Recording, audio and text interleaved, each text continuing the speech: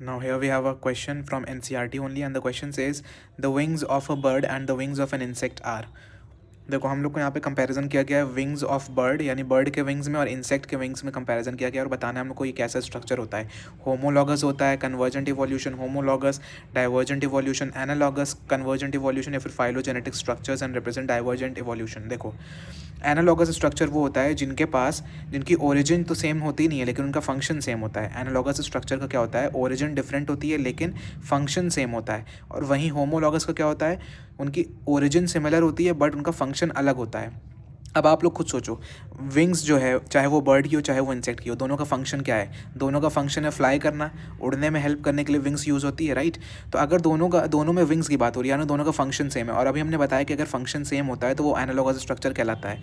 तो इसका आंसर तो फर्स्ट और सेकंड तो गलत हो गया क्योंकि इसमें होमोलॉगस और इसमें भी होमोलॉगस बोला है. थर्ड बोल रहा है एनालॉगस स्ट्रक्चर.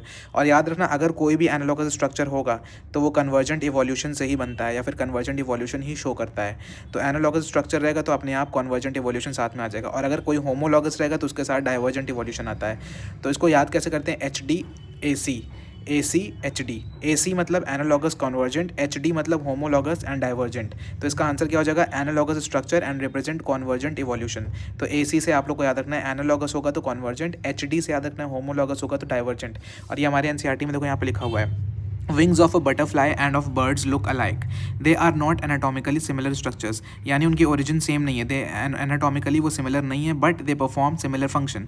तो इसलिए उनको क्या कहा जाता है, एनालॉगस ऑर्गन्स कहा जाता है, एनालॉगस स्ट्रक्चर्स कहा जाता है, और वो किसका रिजल्ट होते हैं, they are a result of convergent evolutions.